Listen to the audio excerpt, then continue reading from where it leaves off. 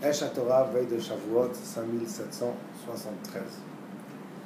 Le Pasuk nous dit que lorsque Akadosh Baruch Hu a présenté la Torah au Bnei Israël, il a dit à Moshe Rabbeinu, Vatem tiuli mamlechet kohanim vegoy kadosh. Vous serez pour moi mamlechet kohanim, un royaume de prêtres, vegoy kadosh, et une sainte nation.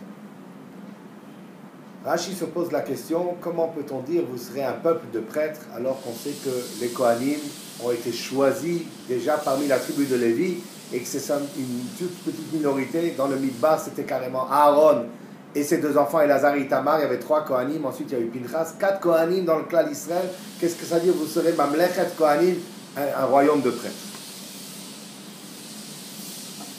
Rashi explique Mamlechet Kohanim, un peuple de princes, comme on trouve que Kohen peut dire un prince et pas simplement un prêtre.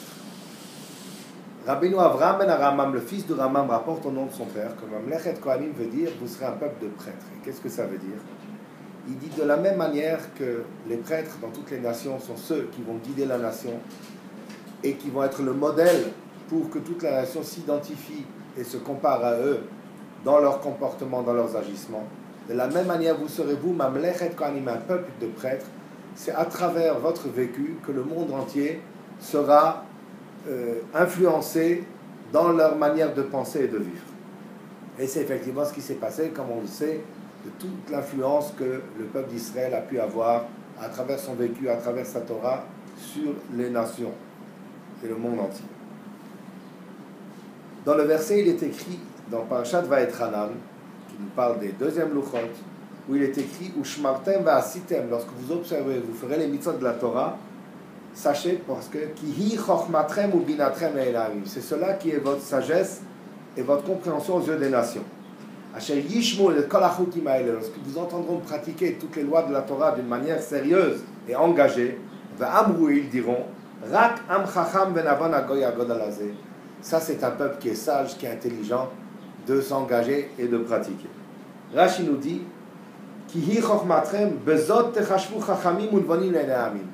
par votre engagement sincère dans les lois de la Torah, vous serez considérés des sages aux yeux des nations. Et le pasuk continue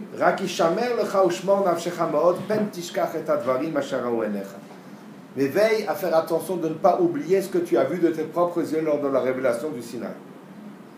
Et Rashi nous dit pen tishkar, de peur que tu oublies.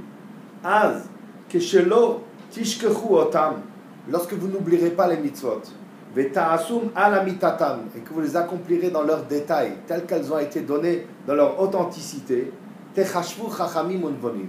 C'est à ce moment-là que vous serez considérés comme des sages aux yeux des nations. Ve'im ta'aftu otam.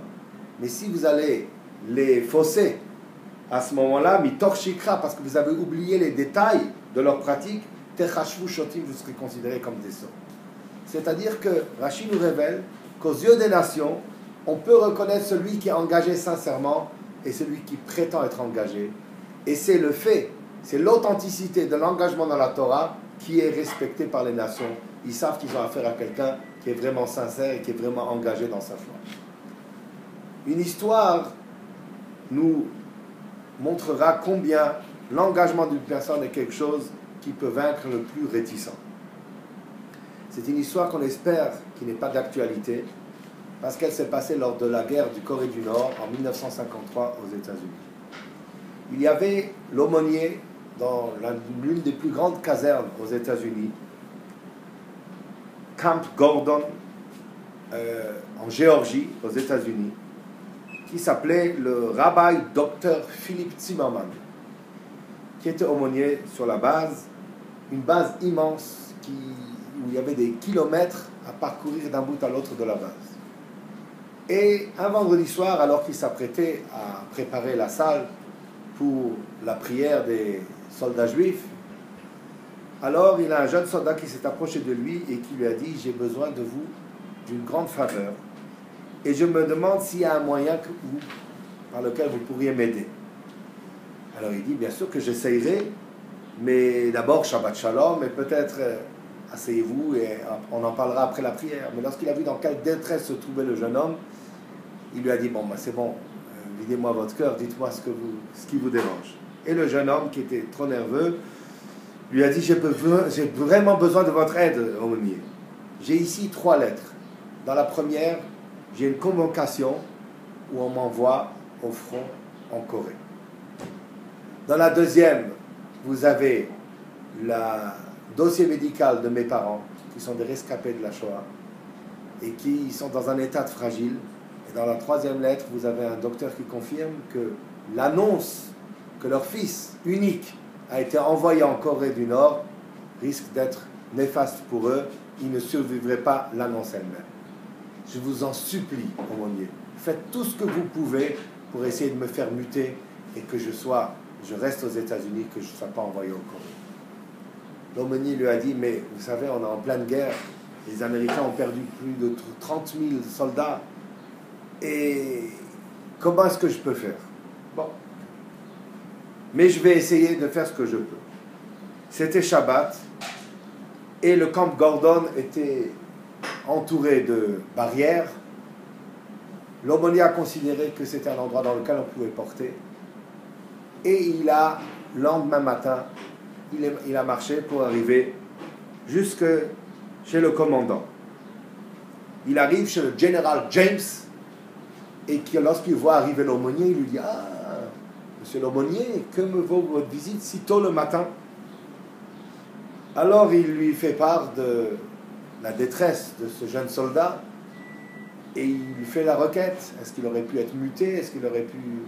Et le général qui s'énerve, il lui dit, mais vous savez, monsieur l'aumônier, nous sommes en pleine guerre. Il ne peut pas y avoir de mutation. Il n'y a pas de transfert possible. La Corée, c'est la Corée. Il a reçu l'ordre de convocation, il doit y aller. Et à ce moment-là, le général s'approche de l'aumônier et il lui dit, qu'est-ce que vous avez là sur les épaules? C'est les tables de la loi. Vous savez, monsieur l'aumônier, en quoi elles étaient faites, les tables de la loi? En pierre. Parce qu'on ne peut pas désobéir aux tables de la loi. Mes commandements sont comme les tables de la loi. C'est de la pierre. On ne peut pas revenir sur une décision. Et à ce moment-là, il dit, l'aumônier quitte, déçu, il n'a pas pu obtenir gain de cause pour son soldat. Et alors qu'il s'apprête à partir, le général regarde sur le pas de la porte et lui dit, où est votre jeep, monsieur l'aumônier? Il dit, c'est Shabbat pour moi. Je ne peux pas marcher. Je ne peux pas prendre de voiture, j'étais obligé de venir à pied.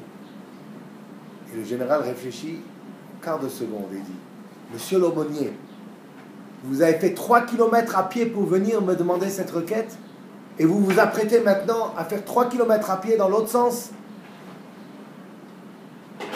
Il s'approche du téléphone. Colonel Wright, venez ici immédiatement. Il dit, je vous demande s'il vous plaît de muter ce soldat-là, de l'envoyer à New York. Recommandation précise, il doit aller visiter ses parents tous les soirs. Au revoir, monsieur l'aumônier.